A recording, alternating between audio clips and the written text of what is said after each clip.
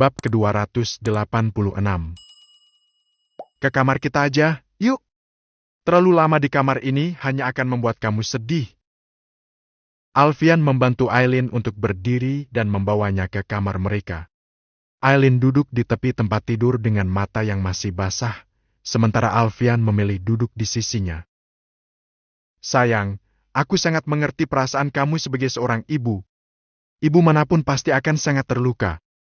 Tapi, kita nggak boleh terpaku di tempat yang sama. Kita masih ada 3 anak lain yang butuh perhatian, terutama Bim Bim. Nggak baik kalau dia melihat kamu terus menangis. Alfian mengusap air mata yang membasahi pipi wanita itu. Aku hanya belum bisa ikhlas saja. Nggak apa-apa. Wajar, tapi jangan sampai kita terlalu larut dalam kesedihan. Allah nggak suka itu. Dan Bian juga nggak akan bisa istirahat dengan tenang kalau mamanya terus-terusan seperti ini. Aileen merenungi ucapan suaminya.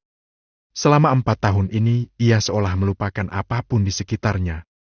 Jarang melayani suaminya dengan baik, perhatian terhadap anak-anak pun berkurang. Seolah jiwanya ikut tenggelam bersama tubuh putri kecilnya.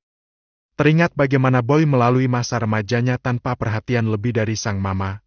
Bray melewati masa pahit dengan memendam perasaan bersalahnya, dan si bungsu Bim Bim yang lebih banyak dijaga oleh pengasuh. Perlahan rasa bersalah menjalar ke hati. Aileen kembali terisak-isak membenamkan diri dalam pelukan suaminya, yang menjadi tempat ternyaman untuk bersandar. Maafin aku, Mas. Aku sudah melalaikan tanggung jawabku sebagai istri dan ibu. Aku mengabaikan kamu dan anak-anak karena tenggelam dalam rasa sedihku sendiri. Tidak apa-apa, sayang. Aku paham. Bisiknya dengan lembut. Sekarang kita harus ikhlas. Bian memang tidak ada bersama kita lagi, tapi dia akan selalu hidup di hati kita. Dalam hangatnya pelukan sang suami, Aileen mengangguk. Alfian baru melepas pelukan setelah wanita itu lebih tenang. Ia membelai wajah dan mengusap air mata yang mengaliri wajah istrinya, lalu mengecup kening dan berakhir dengan tautan bibir yang manis. Aku kangen sama kamu. Kapan lagi kamar kita bisa sehangat dulu? Entah mengapa kalimat singkat penuh makna itu membuat pipi Aileen meruna. Aku mandi dulu, gerah seharian di luar. Saat Alfian masuk ke kamar mandi, Aileen memilih menyiapkan diri. Mereka menghabiskan waktu yang singkat itu dengan meneguk manisnya gelombang rindu. Menghangatkan kembali hati yang pernah beku dan mengusir nestapa yang membelenggu. Aileen yang belum mampu mengatur napas itu menjadi panik saat mendengar suara ketukan pintu. Mas, itu pasti Bim Bim. Biar dulu. Seakan tak rela melepas, Alfian kembali mengurung Aileen dengan lengannya yang kokoh. Mama, Papa. Bukain pintunya! Suara menggemaskan itu mulai terdengar. Tuh kan, nanti nangis dia, Mas. Aileen hendak mendorong dada, namun Alfian tak memberi celah. Gak apa-apa, nanti juga ada mbaknya yang ngurus. Mamanya dipinjam papa dulu. Dia suka cemburu kalau lihat kamu peluk aku. Makanya pinjam mamanya harus sembunyi-sembunyi. Anaknya lebih galak dari satpam kompleks. Untuk pertama kali, Aileen tertawa lepas. Alfian benar-benar pandai membuat suasana hatinya menjadi lebih baik. Papa! Suara si bungsu terdengar lagi. Namun, kemudian disambut oleh sahutan Mbak Lili. Bim Bim sayang, ikut Mbak Lili, yuk. Kita main di bawah. Mamanya lagi istirahat, sayang. Tapi Bim Bim mau sama mama. Iya. Kita tunggu mama di bawah aja sambil main. Mau Mbak Lili ajarin warnain gambar? Nggak? Bujuk wanita itu. Mau? Akhirnya luluh, Bim Bim mengikuti wanita itu dan meninggalkan kamar. Aileen dapat bernapas lega setelahnya. Aman, udah ada Mbak Lili. Alfian masih enggan melepas wanita itu. Aileen membalasnya dengan membenamkan kecupan di pipi. Makasih, Mas. Makasih untuk kesabaran kamu terhadap sikapku yang kadang seperti anak kecil. Kamu kan memang masih kecil. Ia merapikan helai rambut yang menjuntai di wajah, lalu membenamkan kecupan di kening. Gimana kalau kita liburan berdua? Sepertinya kamu butuh suasana baru. Gak mau, Mas. Aku mau di rumah aja sama anak-anak. Aku janji akan memperbaiki semuanya. Aku akan jadi istri yang baik untuk kamu dan ibu yang kuat untuk anak-anak. Aku juga gak mau Bian terbebani dengan kesedihanku. Iya, sayang. Kita mulai dari awal lagi, ya? Anggap saja ini ujian untuk kita. Ikhlaskan Bian, dengan begitu hati kita akan damai. Insya Allah. Untuk itu aku butuh kamu. Keduanya saling memeluk. Aileen benar-benar merasa beruntung memiliki Alfian dalam hidupnya. Sosok suami yang begitu sempurna di matanya. Tak ada kekurangan apapun yang ia lihat dari Alfian. Ia layaknya perisai yang selalu melindungi keluarga kecilnya dengan tangguh. Dan waktu. Ia berlalu dengan cepat tanpa terasa, bergulir seiring hari yang berubah menjadi bulan, dan bulan berubah menjadi tahun. Mengalir alami layaknya deburan ombak, dan berhembus lembut seperti tiupan angin. Alfian dan Aileen selalu yakin bahwa akan selalu ada harapan baru di setiap harinya. Setiap doa akan membawa mereka pada kehidupan yang lebih baik. Beberapa tahun berlalu. Lain kali harus hati-hati, ya, Dek? Kalau main di luar rumah harus pakai sandal atau sepatu, biar kakinya nggak keiris pecahan beling lagi. Seorang pria berjas putih mengulas senyum ramah. Tangannya mengusap puncak kepala seorang anak perempuan berusia 5 tahunan dengan lembut. Boy Alfiano Darmawan telah tumbuh menjadi pemuda yang tampan. Tubuh tingginya berbalut kulit putih, secara fisik ia serupa dengan sang papa. Namun, kelembutannya adalah warisan dari sang mama. Kini, ia sedang menjalankan program profesi di sebuah rumah sakit untuk mendapatkan gelar dokternya. Makasih, kakek dokter ganteng. Nanti kalau Ica gede mau nikah sama kakek dokter aja. Balas anak perempuan itu penuh semangat. Jemari kecilnya menyeka ujung mata dari jejak tangis yang ditinggalkannya beberapa saat lalu. Ica, anak kecil belum boleh mikirin nikah. Kau tegur sang ibu dengan pipi mendadak merah.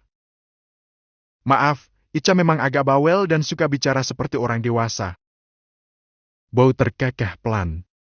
Anak perempuan berpakaian serba pink dengan rambut dikuncir dua itu terasa sangat menggemaskan di matanya.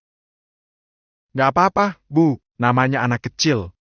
Sekali lagi terima kasih bantuannya. Saya nggak tahu bagaimana jadinya kalau nggak ada dokter. Habisnya tadi Ica ngamuk nggak mau dijahit kakinya sama dokter lain. Sama-sama, Bu. Dari bibirnya kembali terulas senyum ramah. Matanya memandang sosok gadis kecil tersebut.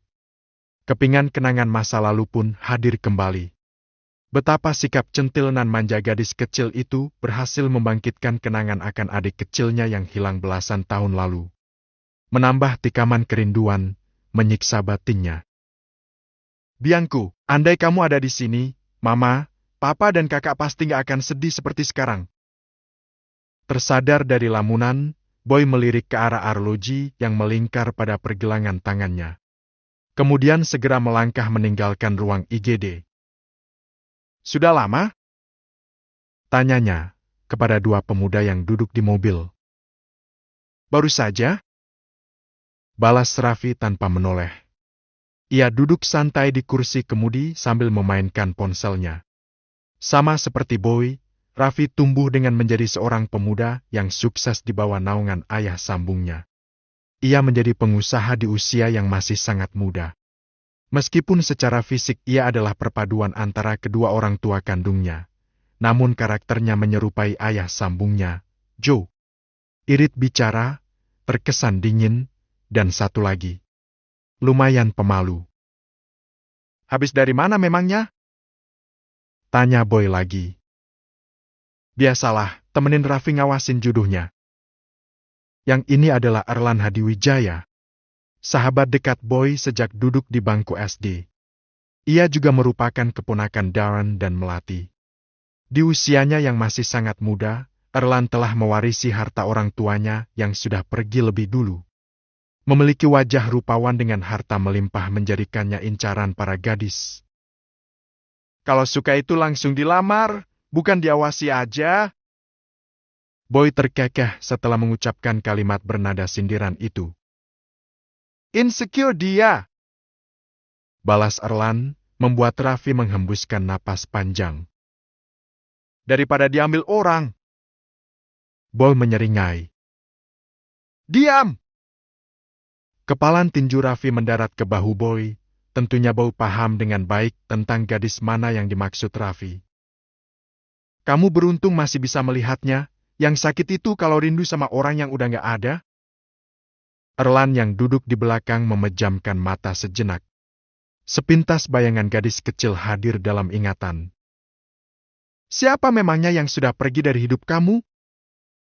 Sebelah alis Boy terangkat tipis, penasaran dengan rahasia yang selama ini disimpan oleh Erlan. Mungkin rahasia itu adalah satu-satunya hal yang Boy tidak tahu dari sahabatnya itu. Ada? Kalian gak perlu tahu. Erlan terkekeh setelahnya, namun tak dapat menyembunyikan luka yang memancar dari matanya. Tatapannya lantas teruju pada layar ponsel, di mana terpatri gambar seorang gadis kecil yang menghiasi masa lalunya. Rasanya terlalu berlebihan, tetapi gadis mungil itu adalah cinta pertamanya. Selamat ulang tahun, Bian! Ucapnya dalam hati sambil memandangi layar ponsel. Gambar itu ia ambil secara diam-diam. Tak pernah sekalipun ia ceritakan kepada siapapun, bahkan kepada Boy yang memiliki kedekatan dengannya layaknya saudara. Bahkan saat Bian dinyatakan hilang, Erlan sedang berduka karena baru saja kehilangan ayahnya dalam sebuah tragedi pembunuhan.